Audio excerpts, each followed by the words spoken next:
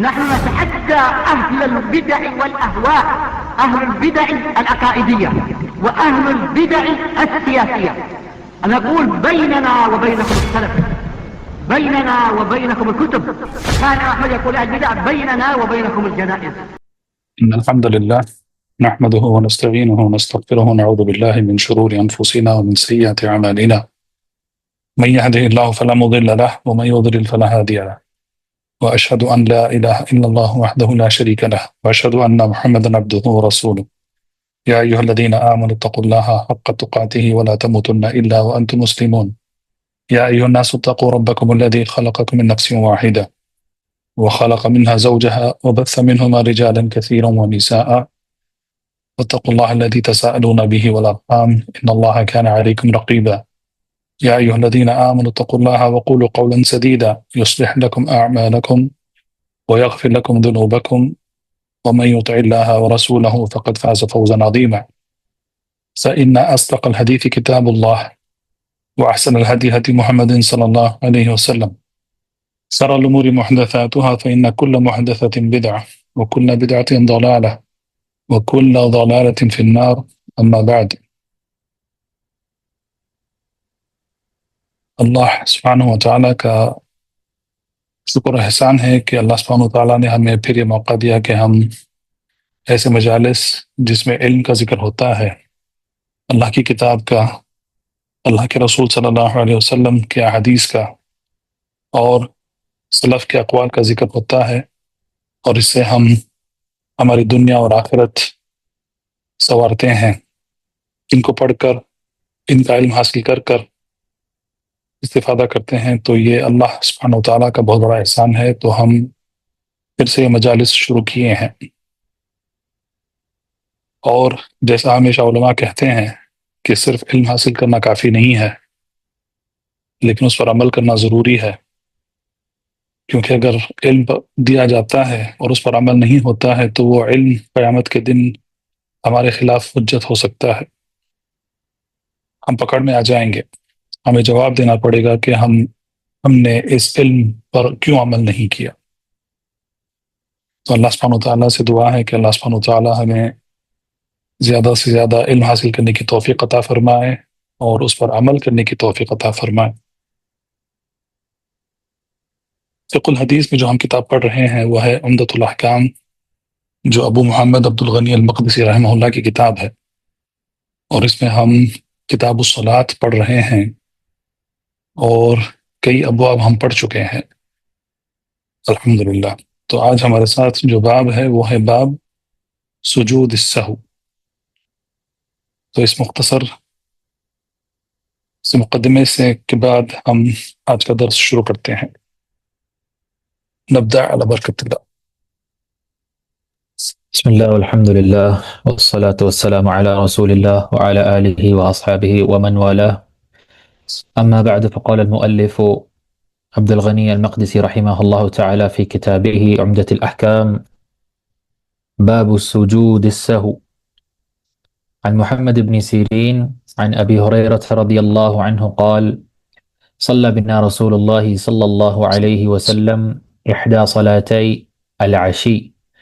قال ابن سيرين: وسماها أبو هريرة ولكن نسيت أنا. قال: فصلى بنا ركعتين ثم سلم، فقام إلى خشبة معروضة في المسجد فاتكى عليها كأنها غضبان ووضع أحسن الله إليكم فاتكى عليها كأنه غضبان ووضع يده اليمنى على اليسرى وشبك بين أصابعه، وخرجت السرعان من أبواب المسجد فقالوا قصرت الصلاة. سرعان. وخرجت السرعان من أبواب المسجد فقالوا قصرت الصلاة. وفي القوم أبو بكر وعمر فهابا أن يكلماه، وفي القوم رجل في يديه طول يقال له ذو اليدين، فقال: يا رسول الله، أنسيت أم قصرت الصلاة؟ قال: لم أنسى ولم تقصر. فقال: أكما يقول ذو اليدين؟ فقالوا: نعم. فتقدم فصلى ما ترك ثم سلم ثم كبر وسجد مثل سجوده أو أطول ثم رفع رأسه فكبر ثم كبر وسجد مثل سجوده أو أطول ثم رفع رأسه وكبر. فربما سألوه ثم سلم فنبئت أن عمران بن حسين قال ثم سلم. اقرأ الحديث اللي بعده. عن عبد الله بن بحينة وكان من أصحاب النبي صلى الله عليه وسلم أن النبي صلى الله عليه وسلم صلى بهم الظهر فقام في الركعتين الأوليين ولم يجلس فقام الناس معه حتى إذا قضى الصلاة وانتظر الناس تسليمه كبر وهو جالس فسجد سجدتين قبل أن يسلم ثم سلم. احسنت، بارک اللہ فیک. تو مؤلف رحمہ اللہ یہ باب باندھے ہیں باب سجود السہو. تو یہ باب سجود سجدے کا جمع ہے، اور سہو اس کو نسیان بھی کہتے ہیں، یعنی کہ بھلاٹ. تو یہ باب ان مسائل کے متعلق ہے جو انسان کو اس کی نماز میں حاصل ہوتے ہیں، اور ان کا تعلق اس کے بھولنے سے ہے. انسان بھول جاتا ہے. انسان کو انسان اس لیے نام دیا گیا ہے کیونکہ وہ بھولتا ہے نسیان سے. میں نے کہا کہ سہو کا دوسرا معنی ہے نسیان، یا دوسرا لفظ ہے نسیان. تو نسیان بھلاٹ کو کہتے ہیں، بھولنے کو کہتے ہیں. تو نسیان سے ہی انسان کا لفظ بنا ہے کیونکہ وہ بھول جاتا ہے. تو مؤلف رحمہ اللہ نے یہ باب یہاں پر باندھا ہے. پہلی حدیث جو انہوں نے لکھی ہے یہاں پر جمع کی ہے، وہ محمد بن سیرین روایت کرتے ہیں ابو ہریرہ رضی اللہ عنہ سے. محمد بن سیرین رحمہ اللہ مشہور تابعی ہیں، اور ان کا قول مشہور ہے علم کے حاصل کرنے کے تعلق سے، جس کو امام مسلم نے اپنی صحیح کے مقدمے میں اس کو ذکر کیا ہے. محمد بن سیرین رحمہ اللہ کا قول ہے کہ ان هذا العلم دین فانظروا عمن تاخذون دینکم. یہ جو علم ہے یہ تمہارا دین ہے، یہ علم تمہارا دین ہے. تو خبردار رہو، چوکنے ہو جاؤ کہ جس سے تم اپنا دین لے رہے ہو. تو سلف کے نزدیک، علماء کے نزدیک یہ قاعدہ ہے کہ علم صرف اہل العلم سے لیا جاتا ہے، غیر سے علم نہیں لیا جاتا ہے. تو یہ وہی محمد بن سیرین رحمہ اللہ ہیں، مشہور تابعین، جو ابو ہریرہ سے یہ حدیث روایت کر رہے ہیں. اور ہم دیکھ رہے ہیں کہ سارے احادیث میں صرف صحابیوں کا ذکر ہوا ہے، لیکن یہاں پر تابعی کا ذکر بھی ہوا ہے، اور اس کے لیے ایک سبب ہے. جب ہم اس حدیث کی تفاصیل دیکھیں گے تو انشاءاللہ اس کی طرف اشارہ کیا جائے گا. عن ابی ہریرہ رضی اللہ عنہ، ابو ہریرہ روایت کرتے ہیں، کہتے ہیں قال صلی بنا رسول اللہ صلی اللہ علیہ وسلم احدى صلاتي العشاء العشی، صلاتي العشی، کہ اللہ کے رسول صلی اللہ علیہ وسلم نے ہمیں ایک نماز پڑھائی، دو نمازوں میں سے ایک نماز پڑھائی. عشی کہتے ہیں دن کو، جس میں روشنی ہوتی ہے، اجالا ہوتا ہے. تو یہ دن کی نمازیں ہوتی ہیں. تو احدى صلاتي یعنی کہ دو نمازوں میں سے ایک نماز، تو یہ یا تو ظہر ہو سکتی ہے یا عصر ہو سکتی ہے. تو ظہر اور عصر کو صلاۃ العشی کہتے ہیں، دن کی نمازیں. قال ابن سیرین کہتے ہیں رحمہ اللہ وسماها ابو ہریرہ ولكن نسیت انا. ابو ہریرہ نے اس نماز کا ذکر کیا لیکن میں بھول گیا. قال کہتے ہیں ابو ہریرہ فصلی بنا رکعتین، تو اللہ کے رسول صلی اللہ علیہ وسلم نے 2 رکعت نماز پڑھی. ثم سلم، اور اس کے بعد آپ صلی اللہ علیہ وسلم نے سلام پھیر دیا. فقام الى خشبة معروضة في المسجد، اور اللہ کے رسول صلی اللہ علیہ وسلم کھڑے ہوئے اور منبر کے پاس ایک لکڑی تھی جس کو وہاں پر رکھا گیا تھا. فی المسجد یعنی کہ اللہ کے رسول صلی اللہ علیہ وسلم کی مسجد، المسجد نبوی میں. فاتکأ علیہا کأنہ غضبان، تو اللہ کے رسول صلی اللہ علیہ وسلم اس لکڑی کو ٹیکا لے کر کھڑے ہو گئے اور ایسا لگ رہا تھا کہ وہ غصے میں ہیں. کأنہ غضبان. ووضع يده اليمنى على اليسرى، تو اللہ کے رسول صلی اللہ علیہ وسلم نے اپنا سیدھا ہاتھ اپنے دائیں ہاتھ پر رکھا. وشبك بين اصابعه، اور اپنے انگلیوں کو ایک دوسرے میں ڈال دیا. تو ہاتھ پر ہاتھ ہے اور انگلیاں ایک دوسرے میں جمی ہوئی ہیں. وخرجت السرعان من ابواب المسجد، خرجت لیکن نکل گئے، سرعان دو رکعت نماز انہوں نے پڑھ لیا اور تیزی سے وہ لوگ نکل گئے، یعنی کہ جو جلدی نکلنا چاہ رہے تھے وہ مسجد سے نکل گئے، مسجد کے دروازوں سے نکل گئے. من ابواب المسجد.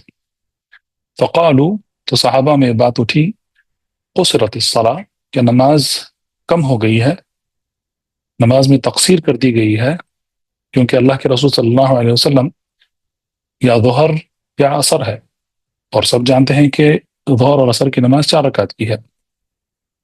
تو اسی لیے جب اللہ کے رسول صلی اللہ علیہ وسلم نے 2 رکعت نماز پڑھ کر تسلیم کر دیا تو پھر یہ سوال اٹھا کیا نماز کم ہو گئی ہے. وفی القوم ابو بکر و عمر، اور مصلیوں میں ابو بکر اور عمر رضی اللہ عنہما دونوں بیٹھے تھے. صحابہ ان یکلما، لیکن دونوں اللہ کے رسول صلی اللہ علیہ وسلم سے بات کرنے میں گھبرا رہے تھے. وفی القوم رجل، اور جو مصلی تھے مسجد میں ان میں ایک آدمی تھے، فی یدہ طول، ان کے ہاتھ تھوڑے لمبے تھے. یقال لہ ذو الیدین، تو ان کو 2 ہاتھوں والے کہہ کر پکارا کرتے تھے ان کو. اب ہاتھ تو سب کے ہوتے ہیں لیکن ان کے ہاتھ کیونکہ لمبے تھے تھوڑا، تو اسی لیے ان کو ذو الیدین کا لقب ان کو دے دیا گیا تھا. فقال، تو ذو الیدین نے کہا، یا رسول اللہ، اے اللہ کے رسول صلی اللہ علیہ وسلم، انسیت ام قصرت الصلاۃ، کیا آپ بھول گئے ہیں یا نماز کم کر دی گئی ہے. قال صلی اللہ علیہ وسلم، تو اللہ کے رسول صلی اللہ علیہ وسلم نے کہا، لم انسى ولم تقصر، نہ میں بھولا ہوں اور نہ نماز کم ہوئی ہے. فقال، پھر اللہ کے رسول صلی اللہ علیہ وسلم نے کہا، اکما یقول ذو الیدین، کیا معاملہ ایسا ہے جیسا ذو الیدین کہہ رہے ہیں. فقالوا نعم، تو صحابہ رضی اللہ عنہم انہوں نے جواب دیا، ہاں معاملہ ایسا ہی ہے. فتقدم فصلى، تو اللہ کے رسول صلی اللہ علیہ وسلم آگے بڑھے اور انہوں نے نماز پڑھی. ما ترک، جو چھوٹ گئی تھی نماز اس کو اللہ کے رسول صلی اللہ علیہ وسلم نے مکمل کیا. ثم سلم، اس کے بعد رسول اللہ صلی اللہ علیہ وسلم نے تسلیم کیا. ثم کبر وسجد مثل سجودہ، اور اس کے بعد اللہ کے رسول صلی اللہ علیہ وسلم اسی حالت میں انہوں نے تکبیر کہا اور سجدہ کیا، ویسا سجدہ جیسا نماز میں عمومی طور پر کیا جاتا ہے. او اطول، یا آپ صلی اللہ علیہ وسلم نے تھوڑا اس کو لمبا کیا. ثم رفع راسہ فکبر، تو اللہ کے رسول صلی اللہ علیہ وسلم نے سجدے سے اپنا سر اٹھایا، پھر تکبیر کہا. ثم کبر وسجد مثل سجودہ او اطول، تو دوبارہ آپ صلی اللہ علیہ وسلم نے تکبیر کہا، سجدہ کیا پہلے کے سجدے کی طرح یا تھوڑا زیادہ، تھوڑا لمبا. ثم رفع راسه وكبر، اور آپ صلی اللہ علیہ وسلم یعنی کہ دوسرا سجدے کرنے کے لیے اپنا سر اٹھانے کے لیے تکبیر کہا، اور اس کے بعد آپ صلی اللہ علیہ وسلم نے پھر سے تسلیم کیا. ربما سألوه ثم سلم، تو ہو سکتا ہے کہ تابعین نے ابو ہریرہ سے پوچھا، اس کے بعد آپ صلی اللہ علیہ وسلم نے تسلیم کیا. فنبئت ان عمران بن حسین قال ثم سلم، کیونکہ حدیث میں صرف ثم کبر یعنی کہ صرف تکبیر پر وہاں پہ روک دی گئی ہے حدیث، تو ظاہر ہے کہ دوسرے سجدے سے اپنا سر اٹھانے کے لیے آپ صلی اللہ علیہ وسلم نے تکبیر کہا. اور پھر ابو ہریرہ سے پوچھا گیا کیا آپ صلی اللہ علیہ وسلم اس کے بعد سلام پھیرا، تو کہا گیا کہ عمران بن حسین رضی اللہ عنہما انہوں نے ابو ہریرہ سے روایت کی تھی، یعنی کہ ابو ہریرہ رضی اللہ عنہ نے عمران بن حسین رضی اللہ عنہما سے اس حدیث کو روایت کیا ہے. فنبئت یعنی کہ انہوں نے مجھے خبر دی ہے، ثم سلم یعنی کہ آپ صلی اللہ علیہ وسلم نے تکبیر کے بعد تسلیم کیا تھا. تو یہ پہلی حدیث ہے، اس کا ترجمہ. دوسری حدیث عن عبداللہ ابن بحینہ، تو یہ صحابی ہیں رضی اللہ عنہ، کہتے ہیں وَكَانَ مِنْ أَصْحَابِ النَّبِي صلی اللہ علیہ وسلم، تو یہ اللہ کے رسول صلی اللہ علیہ وسلم کے صحابیوں میں سے ہیں. ان النبی صلی اللہ علیہ وسلم صلی بهم الظہر، تو اللہ کے رسول صلی اللہ علیہ وسلم نے ان سب کو یعنی کہ صحابیوں کو ظہر کی نماز پڑھائی. فقام فی الرکعتین الاولیین ولم یجلس، یعنی کہ 2 رکعت نماز پڑھنے کے بعد، اب ظہر کی نماز 4 رکعت کی ہے، تو 2 رکعت پڑھنے کے بعد آپ صلی اللہ علیہ وسلم سیدھے کھڑے ہو گئے، یعنی کہ تشہد کے لیے نہیں بیٹھا. ولم یجلس، تشہد کے لیے نہیں بیٹھا، سیدھے کھڑے ہو گئے صلی اللہ علیہ وسلم. فقام الناس معه، تو مصلی صحابہ رضی اللہ عنہم وہ بھی اللہ کے رسول صلی اللہ علیہ وسلم کے ساتھ کھڑے ہو گئے، یعنی کہ پہلا تشہد چک گیا. حتی اذا قضى الصلاة، جب تک کہ نماز پوری نہ ہو گئی. وانتظر الناس تسلیمہ، جب صحابہ اللہ کے رسول صلی اللہ علیہ وسلم کی تسلیم کا انتظار کر رہے تھے، اللہ کے رسول صلی اللہ علیہ وسلم نے تکبیر کہا، کبر وہو جالس، یعنی کہ آخری تشہد میں بیٹھے ہیں، اٹھ کھڑے نہیں ہوئے. تسلیم کرنے کے بجائے آپ صلی اللہ علیہ وسلم نے کیا کیا، تکبیر کہا. فسجد سجدتین، اور آپ صلی اللہ علیہ وسلم نے 2 سجدے کیے. قبل ان یسلم، تسلیم کرنے سے پہلے، سلام پھیرنے سے پہلے آپ صلی اللہ علیہ وسلم نے 2 سجدے کیے. ثم سلم، اور اس کے بعد آپ صلی اللہ علیہ وسلم نے تسلیم کہا. تو یہ 2 حدیثیں ہیں. پہلی حدیث اس میں آپ دیکھتے ہیں کہ نماز میں کمی ہو گئی تھی. اللہ کے رسول صلی اللہ علیہ وسلم نے پہلے صرف 2 رکعت نماز پڑھ کر تسلیم کر دیا تھا، اور دوسری حدیث میں ہم یہ دیکھتے ہیں کہ اللہ کے رسول صلی اللہ علیہ وسلم پہلے تشہد کے لیے بیٹھنا بھول گئے. اور پہلی حدیث جو ہے اس میں سارے جو احکام ہیں، یہ ان کا احکام کا تعلق ارکان سے ہے، ارکان سے ہے، کیونکہ 2 رکعت کی نماز چھوٹ جانا، اس میں کئی ارکان اس میں چوک جاتے ہیں، تو اسی لیے اللہ کے رسول صلی اللہ علیہ وسلم نے ایک طریقے سے سجدہ سہو کیا. اور دوسری حدیث کا تعلق واجب سے ہے. اس کے پہلے ہم پڑھ چکے ہیں کہ پہلا تشہد کیا ہے، اگر 4 رکعت کی نماز ہے یا 3 رکعت کی نماز ہے تو پہلا تشہد جو ہے وہ واجب ہے. تو دوسری حدیث کا تعلق واجبات سے ہے. واجبات اگر چوکتی ہیں تو پھر اس میں کس طریقے سے سجدہ سہو کیا جاتا ہے، اس میں اس کا بیان کیا گیا ہے. تو آئیے دیکھتے ہیں کہ اس میں کیا مسائل ہیں اور اس میں کیا فوائد ہیں. سب سے پہلے سجدہ سہو جو ہے، اس سے ہمیں یہ پتہ چلتا ہے کہ اللہ کے رسول صلی اللہ علیہ وسلم سے بھی بھول ہوئی ہے نماز میں، تو یہ کس کی طرف اشارہ کرتا ہے؟ یہ بات اس کی طرف اشارہ کرتی ہے کہ اللہ کے رسول صلی اللہ علیہ وسلم بشر تھے، انسان تھے، ان سے بھی بھول ہوئی ہے۔ اسی طریقے سے اہل العلم کہتے ہیں کہ دوسرے انبیاء اور رسول، ان کے حق میں بھی یہ بات کہا جا سکتا ہے کہ بعض اوقات وہ بھی بھول جاتے ہیں، بھول سکتے ہیں۔ تو یہ حدیث ان لوگوں کا رد ہے جو کہتے ہیں کہ اللہ کے رسول صلی اللہ علیہ وسلم بشر نہیں ہے، نعوذ باللہ، نور ہے۔ دوسرا، یہ سجدہ سہو جو ہے، اس میں سب سے پہلے اللہ سبحانہ و تعالیٰ کی رضامندی حاصل کرنے کے لیے ہے۔ اہل العلم نے کہا ہے کہ رضن للرحمن، رضامندی حاصل کرنے کے لیے ہے، وترغیم للشیطان، اور شیطان کو نا امید کرنے کے لیے ہے، کیونکہ انسان کو بھلاتا ہے شیطان، اور اس کے دل میں وسوسے ڈالتا ہے شیطان اس کی نماز میں، جیسا کہ ایک حدیث میں آیا ہے کہ وسوسے ڈالتے جاتا ہے شیطان، یہاں تک کہ انسان بھول جاتا ہے کہ وہ کتنی رکعت نماز پڑھ رہا ہے۔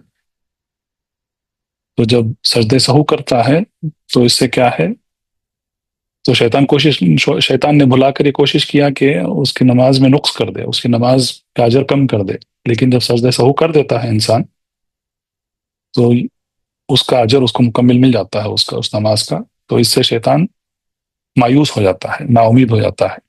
وہ جبر للنقصان، یعنی کہ جو نماز میں جو نقص ہوا ہے اس نقص کو مکمل کرنے کے لیے ہے۔ اور یہ اس کا تعلق شریعت کے اس اصل سے ہے کہ شریعت میں آسانی ہے۔ اللہ سبحانہ وتعالیٰ نے ہمارے لیے ہمارے دین میں آسانی رکھی ہے، اور اس میں کوئی مشقت ہم پر نہیں ہے۔ لا یکلف اللہ نفسا الا وسعها۔ تو سورۃ البقرہ کی جو آخری دو آیتیں ہیں، اگر آپ ان آیتوں کے معنی کا ترجمہ اور اس کی تفسیر آپ پڑھیں گے تو اس اصل کو ان دو آیتوں میں ذکر کیا گیا ہے۔ اسی میں دعا بھی ہے کہ ربنا لا تؤاخذنا ان نسینا او اخطانا، اے ہمارے رب، اگر ہم بھول جائیں یا ہم سے غلطی ہو جائے تو ہم کو پکڑ میں مت لاؤ۔ اور اللہ کے رسول صلی اللہ علیہ وسلم نے کہا کہ، اور یہ اللہ کے رسول صلی اللہ علیہ وسلم کی امت پر اللہ کا فضل ہے کہ جو بھول جاتا ہے اور جو غلطی سے کچھ کام کر دیتا ہے، اور اگر اس کو کسی کام جو اسے ناپسند ہے وہ کام کرنے پر اگر کوئی مجبور کرتا ہے تو وہ اس کا حساب نہیں لکھا جاتا ہے۔ تو یہ تخفیف ہے، یعنی کہ یہ اللہ سبحانہ وتعالیٰ کا ہم پر یہ احسان ہے کہ اللہ سبحانہ وتعالیٰ نے ہمارے دین میں ہمارے لیے کوئی مشقت نہیں رکھی ہے۔ سجدہ سہو ہے، اگر سجدہ سہو نہیں ہوتا تو نماز میں جو بھی اگر کچھ بھول گئے، کچھ غلطی ہو گئی، تو پھر کیا ہوتا کہ نماز کو دہرانا پڑتا، پوری نماز کو دہرانا پڑتا۔ اگر ایک رکن چوک گیا، ایک واجب چوک گیا، اس کی وجہ سے پوری نماز کو دہرانا پڑتا، ایسا نہیں ہے۔ تو اللہ سبحانہ وتعالیٰ نے اس میں آسانی رکھی ہے۔ تو یہ ہماری شریعت کے محاسن میں سے ہے، یعنی کہ یہ شریعت کی خوبصورتی میں سے ہے کہ اللہ سبحانہ وتعالیٰ نے جو بھول جاتا ہے انسان اپنی نماز کے دوران، اس کے تعلق سے اللہ سبحانہ وتعالیٰ نے کوئی مشقت اس پر نہیں رکھی ہے۔ تو سب سے پہلے پہلی حدیث میں دیکھتے ہیں کہ اس میں کیا مسائل ہیں۔ تو میں نے کہا کہ محمد بن سیرین رحمہ اللہ کہتے ہیں کہ ابو ہریرہ رضی اللہ عنہ نے ذکر کیا تھا کہ کون سی نماز ہے، لیکن وہ بھول گئے تھے، تو اسی لیے یہاں پر اہل العلم نے کہا ہے، اس حدیث کی شرح میں انہوں نے کہا ہے کہ یہی سبب ہے کہ عبد الغنی المقدسی رحمہ اللہ نے محمد بن سیرین کا ذکر یہاں پر کیا ہے کہ یہ نہ طے کر پانا کہ کیا یہ نماز ظہر کی نماز تھی یا عصر کی نماز تھی، یہ دراصل محمد بن سیرین رضی اللہ عنہ رحمہ اللہ یہ بھولنے سے ہوئی ہے، نہ کہ ابو ہریرہ کی روایت سے ہوئی ہے۔ یہ پہلی بات ہے۔ دوسری بات یہ ہے کہ ابو ہریرہ نے اس حدیث کو عمران بن حسین رضی اللہ عنہما سے روایت کی ہے، تو اس سے ہمیں پتہ چلتا ہے کہ صحابی ایک دوسرے سے روایت احادیث کیا کرتے تھے۔ تو سب سے پہلے اس حدیث میں جو مسئلہ ہے وہ یہ ہے کہ اللہ کے رسول صلی اللہ علیہ وسلم کھڑے ہوئے، جو لکڑی تھی اس لکڑی پر آپ صلی اللہ علیہ وسلم نے ٹیکا لیا، اپنے دائیں ہاتھ کو اپنے بائیں ہاتھ پر رکھا، اپنی انگلیوں کو جمائی، اور وہ ایسے کھڑے ہوئے گویا کہ وہ غصے میں ہیں۔ تو سوال یہ اٹھتا ہے کہ غصہ کیوں ہے؟ اہل العلم ذکر کرتے ہیں اس حدیث کی شرح میں، کہتے ہیں کہ اللہ کے رسول صلی اللہ علیہ وسلم سب سے پہلے تو بھول گئے تھے کہ انہوں نے صرف 2 رکعت نماز پڑھی ہے۔ اب انہیں پتہ نہیں چل رہا ہے کہ کیا سبب ہے، لیکن کچھ کمی محسوس ہو رہی ہے، اللہ کے رسول صلی اللہ علیہ وسلم کو کچھ غلطی ہوئی ہے، لیکن وہ سمجھ نہیں پا رہے ہیں کہ کیا ہوا ہے۔ اب ان کے ذہن میں یہ ہے کہ انہوں نے 4 رکعت کی نماز پڑھ لی ہے، لیکن کچھ تقصیر ہوئی ہے اور وہ سمجھ نہیں پا رہے ہیں کہ یہ کیا ہے۔ تو اسی لیے اہل العلم نے کہا ہے کہ یہ سبب ہے کہ اللہ کے رسول صلی اللہ علیہ وسلم ایسے کھڑے تھے گویا وہ غصے میں ہیں، کیونکہ اللہ کے رسول صلی اللہ علیہ وسلم کے نزدیک سب سے محبوب جو عبادت تھی وہ نماز تھی۔ اس کا ذکر کئی احادیث میں آیا ہے۔ مثال کے طور پر وہ حدیث ہے جس میں اللہ کے رسول صلی اللہ علیہ وسلم نے بلال رضی اللہ عنہ سے کہا کہ ارحنا یا بلال بالصلاۃ، کہ ہمیں، یعنی کہ بلال مؤذن تھے، تو اذان دو، ہم نماز پڑھیں گے تو ہمیں راحت حاصل ہوگی، سکون حاصل ہوگا۔ اور وہ حدیث مشہور حدیث ہے وہ بھی، جس میں آپ صلی اللہ علیہ وسلم نے کہا کہ وَجُعِلَتْ لِي قُرَّةُ عَيْنِي فِي الصَّلَاةِ، اور میرے آنکھوں کی ٹھنڈک مجھے نماز میں رکھی گئی ہے۔ تو یہ جو عبادت ہے، یہ جو عظیم عبادت ہے، تو یہ عبادت اللہ کے رسول صلی اللہ علیہ وسلم کو بے حد پیاری تھی۔ تو ایسی عظیم عبادت میں اگر کوئی کمی پیشی ہو گئی ہے اور اللہ کے رسول صلی اللہ علیہ وسلم یہ طے نہیں کر پا رہے ہیں کہ کیا ہوا ہے، تو اسی لیے اہل العلم نے کہا ہے کہ اللہ کے رسول صلی اللہ علیہ وسلم اس حالت میں کھڑے ہوئے تھے، گویا وہ غصے میں ہے۔ وہ انہیں محسوس ہو رہا تھا کہ کچھ کمی پیشی ہوئی ہے، لیکن وہ طے کر نہیں پا رہے تھے کہ کیا ہوا ہے۔ اور دوسرا، انگلیوں میں ڈالے ہوئے تھے، اور یہ نماز کے بعد ہے، کیونکہ نماز سے پہلے جب نماز کا انتظار کیا جاتا ہے تو اللہ کے رسول صلی اللہ علیہ وسلم نے ایسی حالت میں بیٹھنے سے منع کیا ہے۔ انسان جب مسجد میں آ کے بیٹھتا ہے، جلدی بیٹھ جاتا ہے، یا جمعے کے خطبے میں ہے، جب بھی نماز سے پہلے جب وہ انتظار کر رہا ہے نماز کا، تو اللہ کے رسول صلی اللہ علیہ وسلم نے منع کیا ہے کہ انگلیوں میں ڈال کر بیٹھے رہیں، لیکن یہ نماز کے بعد کی حالت ہے۔ امام ابن عثیمین رحمہ اللہ، انہوں نے عمدۃ الاحکام کی شرح میں اس حدیث کی شرح میں اس حدیث کے 29 فائدے بیان کیے ہیں۔ 29 فائدے انہوں نے ذکر کیا ہے کہ اس میں یہ فائدہ ہے، اس میں وہ فائدہ ہے، اس میں یہ فائدہ ہے۔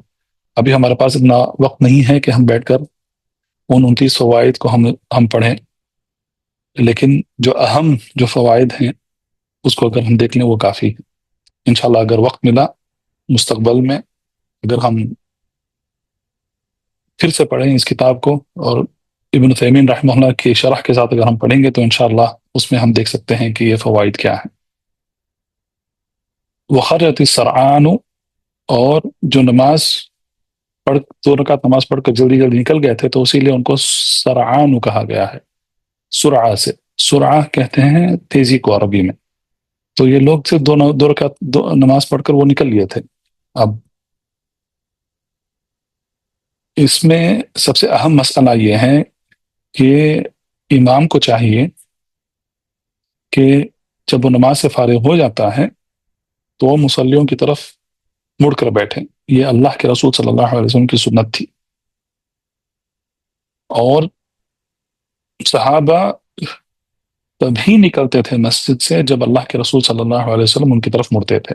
تو اس سے اہل العلم نے یہ بھی مسئلہ بنایا ہے کہ اگر کوئی امام کے مڑنے سے پہلے، تسلیم کے بعد امام کے مڑنے سے پہلے اگر وہ اٹھ کے چلا جاتا ہے، مسجد سے نکل جاتا ہے یا اپنی جگہ سے اٹھ کے چلا جاتا ہے، تو پھر اس کی نماز میں نقص ہے، اس کی نماز میں نقصان ہو جاتا ہے، اس کا اجر کم ہو جاتا ہے.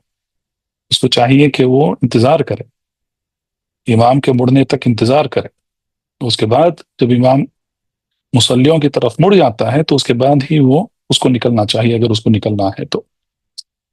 اور اس کے تعلق سے یہ بھی بیان کیے ہیں اہل العلم، کہتے ہیں کہ امام کو چاہیے کہ وہ فوراً مڑ جائے، اس میں دیری نہ کرے. اور انہوں نے یہ بھی ذکر کیا ہے کہ تو کتنا وقفہ ہونا چاہیے تسلیم اور امام کے مڑنے کے درمیان. کہتے ہیں کہ استغفر اللہ استغفر اللہ استغفر اللہ اللہم انت السلام و منک السلام تبارکت یا ذا الجلال والاکرام. صرف اتنا ہی پڑھنا ہے امام کو قبلہ طرف ہو کے. بس اتنا پڑھنے کے بعد اس کو فوراً مصلیوں کی طرف اس کو مڑ جانا چاہیے، کیونکہ جس کو واقعی ضرورت ہے، حاجت ہے نکلنے کی، وہ نکل سکتا ہے اور اس کی نماز میں نقصان نہ ہو. تو بہرحال اس کے تعلق سے بھی کئی مسائل دوسری جگہ آئیں گے. پھر ابو بکر اور عمر مصلیوں میں ہیں، لیکن ان کو گھبراہٹ ہو رہی تھی کہ وہ اللہ کے رسول صلی اللہ علیہ وسلم سے پوچھیں. اب ہم جانتے ہیں کہ ابو بکر اور عمر رضی اللہ عنہما، ان کا مرتبہ کیا تھا، ان کا مقام کیا تھا صحابیوں کے درمیان. یہ دونوں اللہ کے رسول صلی اللہ علیہ وسلم کے بہت قریب تھے، لیکن اس کے باوجود وہ گھبرا رہے تھے کہ وہ اللہ کے رسول صلی اللہ علیہ وسلم سے اس کے بارے میں پوچھیں. لیکن جو صحابی ہیں ذو الیدین، ان کا نام بھی ذکر کیا ہے اہل العلم. ان کا نام تھا خرباق. کہتے ہیں کہ ان کا نام خرباق تھا، لیکن ان کو یہ لقب دیا تھا ذو الیدین، یعنی کہ دو ہاتھوں والے، کیونکہ ان کے ہاتھ تھوڑے لمبے تھے. عموماً جو آدمیوں کے ہاتھ ہوتے ہیں ان سے تھوڑا لمبے تھے، تو اسی لیے ان کو ذو الیدین کہہ کر پکارا کرتے تھے. تو انہوں نے اللہ کے رسول صلی اللہ علیہ وسلم سے پوچھا، کیا آپ صلی اللہ علیہ وسلم بھول گئے ہیں یا نماز کم ہو گئی ہے؟ تو اس میں اہل العلم نے اس کی طرف بھی ذکر کرتے ہوئے کہا ہے کہ ذو الیدین کا جو طریقہ تھا پوچھنے کا، اس میں ادب ہے اللہ کے رسول صلی اللہ علیہ وسلم کے ساتھ. انہوں نے صرف یہی نہیں کہا کہ آپ بھول گئے، لیکن انہوں نے پورے ادب کے ساتھ پوچھا کہ کیا آپ بھول گئے ہیں یا اللہ کے رسول صلی اللہ علیہ وسلم، یا نماز کم کر دی گئی ہے؟ تو اللہ کے رسول صلی اللہ علیہ وسلم نے کہا کہ نہ میں بھولا ہوں اور نہ نماز کم ہوئی ہے. اور پھر صحابیوں سے دریافت کیا آپ صلی اللہ علیہ وسلم نے، کیا معاملہ ایسا ہے جیسا ذو الیدین کہہ رہے ہیں؟ تو سارے صحابیوں نے کہا نعم، ہاں. تو آپ صلی اللہ علیہ وسلم آگے بڑھے اور انہوں نے نماز پڑھی. تو یہاں پر جو مسائل جو ذکر کیے ہیں اہل العلم، ان میں سے اہم مسئلے یہ ہیں کہ اللہ کے رسول صلی اللہ علیہ وسلم نے نماز کو دہرایا نہیں. اب 4 رکعت کی نماز ہے، 2 رکعت پڑھ چکے ہیں، اور اس کے بعد تسلیم بھی ہو گئی ہے اور بات بھی ہو گئی ہے. ہم جانتے ہیں کہ بات کرنا نماز کے مبطلات میں سے ہے. نماز کو وہ توڑ دیتا ہے، بات بے ضروری، بغیر کوئی ضرورت کے بات کرنا نماز کو توڑ دیتا ہے. لیکن یہاں پر اس کی طرف اشارہ کیا ہے اہل العلم نے، کہا ہے کہ یہ جو بات چیت ہوئی تھی یہ نماز کے لیے ہی تھی. جو بھی الفاظ یہاں پر ذکر ہوئے ہیں، جو ذو الیدین نے اللہ کے رسول صلی اللہ علیہ وسلم سے پوچھا اور اللہ کے رسول صلی اللہ علیہ وسلم نے جواب دیا، وہ یہ سارے الفاظ، یہ سارا کلام جو ہے یہ نماز کے متعلق ہی ہے. تو اسی لیے اللہ کے رسول صلی اللہ علیہ وسلم نے صرف جو نماز بچ گئی تھی صرف 2 رکعت ہی پڑھا آپ صلی اللہ علیہ وسلم نے، یعنی کہ پہلے کے 2 رکعت بھی اپنی جگہ برقرار ہیں، اور پھر اللہ کے رسول صلی اللہ علیہ وسلم نے 2 رکعت اور پڑھ لیا، تو مکمل 4 رکعت ہو گئی۔ تو نماز میں نماز کی غرض کے لیے بات کرنا، یا جیسا کہ سبحان اللہ کہتے ہیں، اگر امام غلطی کر دے تو سبحان اللہ کہنا یہ جائز ہے، کیونکہ یہ نماز کے لیے ہے۔ اسی طریقے سے حرکت کرنا، آگے بڑھنا صف مکمل کرنے کے لیے، اس طریقے سے اس کی تفصیل ہم پہلے دیکھ چکے ہیں کہ حرکات کتنے قسم کے ہیں نماز میں، اور کون سے جائز ہیں اور کون سے ناجائز ہیں۔ تو یہ اس سے کیا ہوتا ہے، اگر کوئی وہ قول اور فعل نماز کے لیے کیا جا رہا ہے، نماز کی مصلحت کے لیے کیا جا رہا ہے، تو وہ کرنا جائز ہے، اس سے کوئی فرق نہیں پڑتا ہے نماز پر۔ تو اللہ کے رسول صلی اللہ علیہ وسلم نے صرف 2 رکعت نماز پڑھی، نہ کہ انہوں نے پوری نماز انہوں نے دہرا ہی نہیں۔ 2 رکعت جو پہلے پڑھ لیے تھے وہ اپنی جگہ برقرار تھی، اور پھر اللہ کے رسول صلی اللہ علیہ وسلم نے 2 رکعت نماز پڑھی۔ اور یہاں پر جو سجدہ سہو کا جو ذکر کیا گیا ہے وہ ہے، آپ صلی اللہ علیہ وسلم نے 2 رکعت نماز پڑھی، پھر تسلیم کیا، یعنی کہ تشہد الاخیر تشہد بھی پڑھا، الصلاۃ الابراہیمیہ بھی پڑھا، جو دعائیں پڑھتے ہیں اس کے بعد وہ بھی پڑھا، اور پھر آپ صلی اللہ علیہ وسلم نے تسلیم کیا، اس کے بعد 2 سجدے کیے، اور اس کے بعد تسلیم کیا۔ اور ان حدیث کے الفاظ پر اگر ہم غور کریں تو سجدوں کے بعد 2 سجدے جو سجدے سہو کے لیے ہیں، 2 سجدے کرنے کے بعد آپ صلی اللہ علیہ وسلم نے تشہد کو دہرایا نہیں ہے، اس کا ذکر نہیں ہوا ہے۔ شیخ الاسلام ابن تیمیہ رحمہ اللہ کہتے ہیں کہ اس کی کوئی دلیل نہیں ہے کہ 2 سجدوں کے بعد پھر سے تشہد پڑھ کے پھر اس کو تسلیم کرنا ہے، نہیں، صرف 2 سجدے کرتے ہیں اور پھر اس کے بعد تسلیم کر دیتے ہیں۔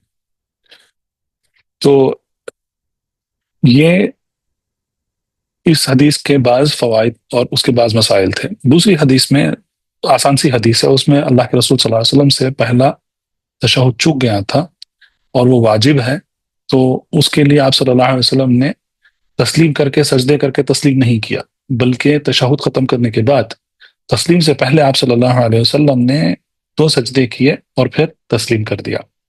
تو ان دونوں حدیثوں سے ہمیں یہ پتہ چلتا ہے کہ سب سے پہلے سجدے سہو کتنے ہیں؟ صرف 2 ہیں، صرف 2 ہی سجدے ہیں، یہ پہلی بات ہے۔ دوسری بات یہ ہے کہ وہ سجدے ویسے ہی ہیں جیسے نماز کے دوران کرتے ہیں، ان سجدوں کے لیے بھی تکبیر ہے، کیونکہ اللہ کے رسول صلی اللہ علیہ وسلم نے اللہ اکبر کہا اور پھر سجدہ کیا، ان کے لیے بھی تکبیرات ہیں، اور ان میں بھی وہی پڑھا جاتا ہے جو نماز کے سجدوں میں پڑھا جاتا ہے۔ وہ کیا ہے؟ سبحان ربی الاعلیٰ 3 مرتبہ، 5 مرتبہ، 7 مرتبہ، اور جو بھی دعائیں پڑھتے ہیں اس کے ساتھ وہ سب پڑھ سکتے ہیں، کیونکہ یہاں پر اس حدیث میں، پہلی حدیث میں یہ ذکر کیا گیا ہے کہ اللہ کے رسول نے جو سجدے کیے وہ تھوڑے لمبے تھے، ہو سکتا ہے کہ وہ نماز کے سجدوں سے تھوڑا لمبے تھے، او اطول، یعنی کہ وہ تھوڑا لمبے تھے، تو اس سے یہ پتہ چلتا ہے کہ اللہ کے رسول صلی اللہ علیہ وسلم نے اس میں دعا کی ہوگی۔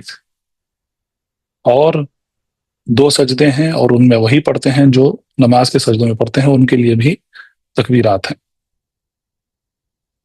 اور ان کے تعلق سے جو 2 رکعت پڑھ کر نماز چلے گئے تھے، ان کی نماز مکمل ہے، کیونکہ وہ ان کو پتہ نہیں ہے کہ اس کے بعد کیا ہوا، اور کہیں پر بھی اس کے اہل علم کہتے ہیں کہ کہیں پر بھی یہ ذکر نہیں آیا ہے کہ اللہ کے رسول صلی اللہ علیہ وسلم نے ان کو نماز دہرانے کے لیے کہا ہو یا سجدہ سہو کرنے کے لیے کہا ہو۔ تو اسے یہ پتہ چلتا ہے کہ اگر جماعت کے ساتھ نماز پڑھ رہے ہیں تو جو بھی کمی پیشی ہوتی ہے امام کے ساتھ، اگر جماعت میں نماز پڑھ رہے ہیں تو جو بھی کمی پیشی ہوتی ہے، بھول جاتا ہے انسان یا زیادہ ہوتا ہے یا نقص ہوتا ہے، یہ سب جو ہے اس کے لیے سجدہ سہو کرنے کے لیے کی ضرورت نہیں ہے، یہ ساری ذمہ داری امام پر ہے۔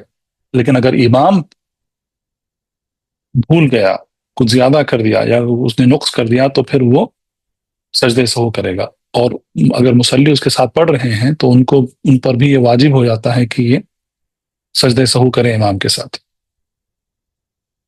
سجدہ سہو کے احکام کے متعلق اصل یہ ہے کہ یہ واجب ہے. سجدہ سہو 2 سجدے یہ واجب ہیں اگر اس کی ضرورت پڑ گئی تو، لیکن صرف ایک موقع پر اہل العلم کہتے ہیں کہ یہ مستحب ہے، یعنی کہ بہتر ہے کہ نماز پڑھنے والا اس موقع پر وہ سجدہ سہو کر لے. وہ کیا ہے ہم انشاءاللہ دیکھیں گے. اگر ہم احادیث کی کتابیں یعنی کہ احادیث اور شروحات کی کتابیں پڑھتے ہیں اور فقہ کی کتابیں پڑھتے ہیں تو اہل العلم نے یہ ذکر کیا ہے کہ سجدہ سہو کب ضروری ہوتا ہے. اس کے 3 حالات ہیں. میں آپ سے گزارش کروں گا کہ آپ اپنی کتابوں میں لکھیں ان حالات کو، کیونکہ ان میں اور تفصیل ہے. لیکن سب سے پہلے 3 حالات ہیں. سب سے پہلا ہے نقص، کہ نماز میں کوئی کمی پیشی ہو جاتی ہے، انسان بھول جاتا ہے، پہلا نقص ہے. دوسرا ہے زیادہ، جس طریقے سے انسان بھولتا ہے اسی طریقے سے انسان زیادہ بھی کر سکتا ہے، اور یہ ہوتا ہے.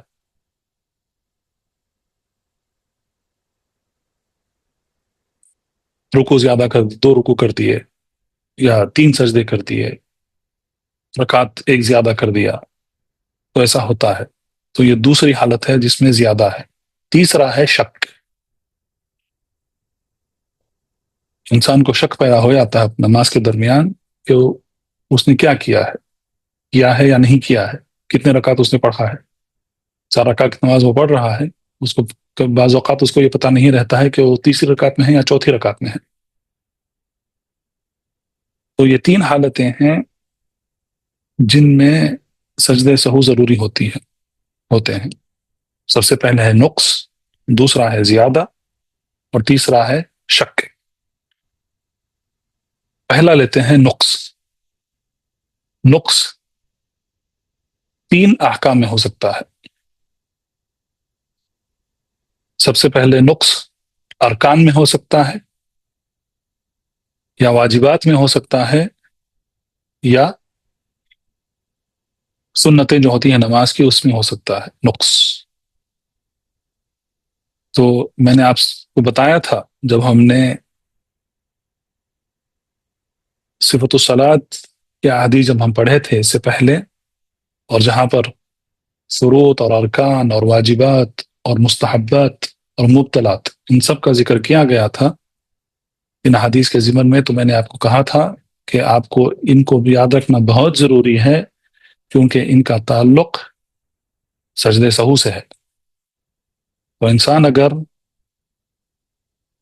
ارکان، واجبات، خصوصاً ارکان اور واجبات کو اچھے طریقے سے سمجھ لے گا تو وہی اس مسئلے کو ضبط کر پائے گا کہ سجدہ سہو کب کریں گے. اگر انسان کے پاس ارکان اور واجبات سمجھنے، ان کو ضبط کرنے میں کمی پیشی ہو رہی ہے تو اس کو یہ مسئلے سمجھنا اس کے لیے بہت مشکل ہو جاتے ہیں. تو فقہ آسان نہیں ہے، اسی لیے علماء ہمیشہ کہتے ہیں کہ سب سے پہلے تو ہم پڑھ رہے ہیں، ایک بار پڑھیں گے، لیکن ایک بار پڑھنا کافی نہیں ہے. اس کو بار بار پڑھنا ہے، اس کو بار بار دہرانا ہے، دوسروں کے ساتھ اس کو ڈسکس کرنا ہے، اس پر عمل کرنا ہے، تبھی جا کر فقہ ضبط ہوتا ہے کسی کے پاس. اگر وہ صرف ایک مرتبہ پڑھ کر اس کو اچھا لگا، اس نے خواہش کے لیے پڑھ لیا، اس کو دہرایا نہیں، اس کا مراجعہ نہیں کیا، اس پر عمل نہیں کیا، تو وہ اس کے پاس نہیں رہے گا. تو میں اپنی بات کو دہرا رہا ہوں. میں اگر آپ نے خصوصاً ارکان اور واجبات کو ضبط نہیں کیا ہے تو آپ کو سجدہ سہو کے مسائل سمجھنا، ان مسائل کو سمجھنے میں آپ کو بہت مشکل پیش آئے گی، بہت دشواری ہوگی آپ کو. میں کیوں رکن اور واجب کی بات کر رہا ہوں؟ جبکہ میں نے نقص میں کہا کہ نقص رکن میں ہو سکتا ہے، واجب میں ہو سکتا ہے، اور سنت میں ہو سکتا ہے۔ سنت میں اگر کوئی نقص ہو گیا، انسان بھول کر کوئی سنت چھوڑ دیا، تو اس کے لیے سجدے سہو نہیں ہے، سنت کے لیے سجدے سہو نہیں ہے۔ اگر سنت بھول جاتا ہے انسان، اب سنتیں کیا ہیں؟ مثال کے طور پہ افتتاحی دعائیں ہیں، رفع الیدین ہے، یہ سب سنتیں ہیں، تورک ہے، جو بھی ہے، جو سنتیں ہم نے پہلے دیکھی تھی، اگر وہ بھول جاتا ہے انسان، اگر وہ کرتا ہے تو اس کے لیے اجر ہے، لیکن اگر وہ بھول جاتا ہے تو اس کے لیے سجدہ سہو نہیں ہے۔ تو سجدہ سہو صرف ارکان اور واجبات کے لیے ہے۔ تو سب سے پہلا ہے نقص سب سے پہلا اس میں ہے ارکان میں نقص ہونا۔ تو ارکان کی جب باری آتی ہے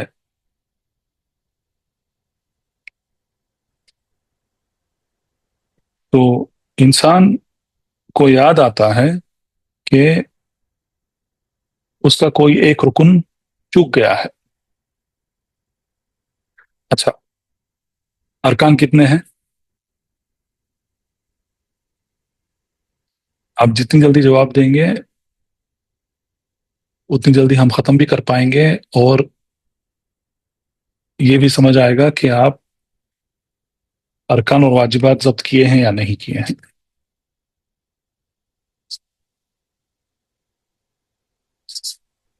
ارکان کتنے ہیں؟ ایک بھی جواب نہیں آیا اب تک۔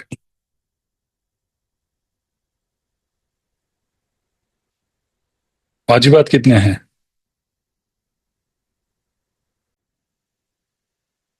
چودہ ارکان ہیں یا واجبات ہیں؟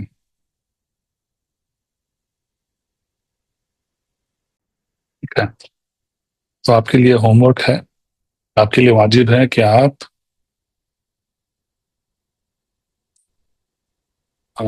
ارکان اور واجبات پڑھ کر آئیں، اچھے طریقے سے اس کو ضبط کر کے آئیں، ورنہ اگر ہم سجدہ سہو کے مسائل شروع کر لیں گے، میں بولتا رہوں گا، آپ سنتے رہیں گے، اور اس کا کوئی فائدہ نہیں رہے گا۔ تو جب تک آپ ارکان اور واجبات کو صحیح طریقے سے ضبط نہ کر لیں، تب تک ہم سجدہ سہو کے مسائل ہم نہیں پڑھ سکتے ہیں۔ تو اسی لیے یہاں پر رکتے ہیں آج انشاءاللہ، اور اگلے ہفتے میں امید کرتا ہوں کہ آپ ہوم ورک کر کے آئیں گے، اور اس کے بعد ہی ہم انشاءاللہ سجدہ سہو کے مسائل ہم پڑھیں گے۔ وباللہ توفیق، وصلی اللہ علی نبینا محمد وعلی آلہ وصحبہ وسلم۔ سبحانک اللہم وبحمدک، اشہد ان لا الہ الا انت، استغفرک واتوب الیک۔ اللہم علمنا ما ينفعنا وانفعنا بما علمتنا وزدنا علما وتوفیقا۔ سبحان ربک رب العزة عما یصفون وسلام علی المرسلین والحمد للہ رب العالمین۔ وبارک اللہ فیکم اجمعین۔ فاعلم أنه لا إله إلا الله واستغفر لذنبك وللمؤمنين والمؤمنات والله يعلم متقلبكم